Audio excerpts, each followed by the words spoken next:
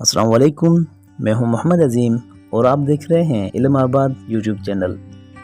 دوستو، جیسا کہ آپ سب جانتے ہیں کہ ہندوستان پر قابض برطانوی افواج کو وطن سے بے دخل کرنے اور انگریز راج سے نجات حاصل کرنے کے لیے ہندو اور مسلم رہنماؤں نے بہت قربانیاں دیں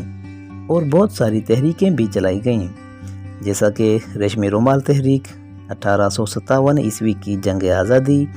کوئٹ انڈیا موومنٹ وغیرہ۔ لیکن برٹش افواج کو بھاگنے پر مجبور کرنے میں دال اور ڈبل روٹی کا بھی بہت بڑا ہاتھ ہے۔ جی ہاں دوستو، یہ سننے میں بڑا عجیب لگ رہا ہے، لیکن یہ ایک حقیقت ہے۔ کہانی اصل یوں ہے کہ 18 فروری سن 1946 میں اس وقت رائل انڈین نیوی کے تربیتی مرکز MIS تلوار کے جوانوں نے خراب کھانا ملنے پر نعرہ لگایا، کھانا نہیں تو کام نہیں۔ رائل انڈین نیوی کے اس وقت کے لیفٹیننٹ کمانڈر GD شرما اپنی کتاب untold story 1946 naval mutiny last war of independence میں لکھتے ہیں کہ اس وقت بحریہ کے جوانوں کو ناشتے میں روزانہ دال اور ڈبل روٹی دی جاتی تھی، یہاں تک کہ دن کے کھانے میں بھی اسی دال میں پانی ملا کر چاول کے ساتھ پیش کیا جاتا تھا۔ 17 فروری کی شام کو 29 بحریہ کے جوانوں نے احتجاجاً کھانا نہیں کھایا۔ اس وقت ڈیوٹی پر تعینات اعلیٰ عہدیداروں نے اس بات کا کوئی نوٹس ہی نہیں لیا۔ اگلے دن جب ناشتے میں جوانوں کو رات کی بچی ہوئی دال اور ڈبل روٹی دی گئی تو جوانوں نے ناشتہ کرنے سے انکار کر دیا اور نعرے لگاتے ہوئے کینٹین سے باہر نکل آئے۔ بحریہ کے جوانوں نے احتجاجاً اپنے افسروں کی گاڑیوں کے ٹائروں سے ہوا نکال دی اور گاڑیوں کے بونٹ پر لکھ دیا، ہندوستان چھوڑ دو، جس پر ان کے اعلیٰ افسر نے انہیں انگریزی میں بہت گالیاں دیں، جس پر جوانوں نے اگلے دن سے کام کرنا بھی چھوڑ دیا۔ 18 فروری سن 1946 کو بحریہ کے جوانوں نے ٹرکوں پر سوار ہو کر بمبئی کی سڑکوں پر آ گئے اور بمبئی کے لوگوں کو اس تحریک میں شمولیت کا کہنے لگے۔ 19 فروری تک بمبئی کے تمام 11 یونٹوں کے تقریباً 20,000 جوان اس بغاوت میں شامل ہو گئے۔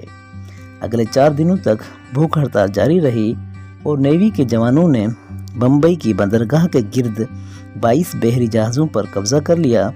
اور جہازوں پر نصب توپوں کا رخ گیٹ وے آف انڈیا اور تاج ہوٹل کی طرف موڑ دیا اور انگریزوں کو دھمکی دی کہ اگر انہیں نقصان پہنچایا گیا تو وہ ان عمارتوں کو تباہ کر دیں گے۔ ہر جہاز سے برطانوی جھنڈے اتار کر جلا دیے گئے اور کانگریس اور مسلم لیگ کے جھنڈے جہازوں پر لگا دیے گئے۔ انگریزوں نے بحریہ کے جوانوں کو ڈرانے کے لیے بندرگاہ کے اوپر بہت کم بلندی پر جنگی طیارے اڑائے اور باغی فوجیوں کو پانی اور کھانے کی فراہمی بھی منقطع کر دی۔ جب انڈین کمیونسٹ پارٹی نے جوانوں کی اپیل پر مظاہروں کی کال دی تو تقریباً 1 لاکھ لوگ بمبئی کی سڑکوں پر نکل آئے، جن کو منتشر کرنے کے لیے برطانوی سیکیورٹی فورسز اور پولیس نے مظاہرین پر اندھا دھند فائرنگ شروع کر دی، جس کے نتیجے میں 400 افراد ہلاک اور تقریباً 1500 کے لگ بھگ زخمی ہوئے۔ بالآخر انگریز سرکار نے مجبور ہو کر سردار پٹیل سے ثالثی کرنے کو کہا، اس شرط پر کہ فوجی جوانوں کے خلاف کوئی کارروائی نہیں کی جائے گی۔ آخر کار سردار پٹیل نے ان فوجیوں کو 23 فروری سن 1946 کو بغاوت ختم کرنے پر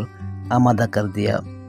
لیکن انگریزوں نے مکاری کرتے ہوئے سردار پٹیل اور فوجی جوانوں سے کیا گیا وعدہ پورا نہیں کیا۔ فوجی جوانوں کو گرفتار کر کے حراستی کیمپوں میں بھیج دیا گیا اور ان سب کو ملازمت سے بھی برطرف کر دیا گیا۔ ہندوستان کی آزادی کے بہت سالوں بعد جب ان دنوں کے برطانوی وزیر اعظم کلیمنٹ ایٹلی انڈیا دورے پر آئے تو سرکاری تقریب کے دوران کلکتہ ہائی کورٹ کے چیف جسٹس نے ان سے پوچھا کہ آپ کی نظر میں انگریزوں کے انڈیا کو آزاد کرنے میں مہاتما گاندھی کی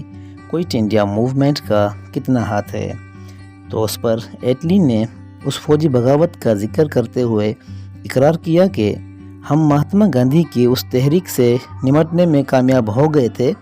لیکن ہندوستان کی بحریہ کے جوانوں کی بغاوت نے ہمیں وقت سے پہلے ہندوستان چھوڑنے پر مجبور کر دیا تھا۔ مسئلے کے شروع میں ہی فوجیوں کو دال کی بجائے اچھا کھانا دے دیا جاتا تو نوبت یہاں تک نہ آتی۔ دوستو امید کرتا ہوں کہ آج کی ویڈیو آپ کو پسند آئی ہوگی، تو ملتے ہیں اگلی ویڈیو میں، تب تک کے لیے اللہ حافظ۔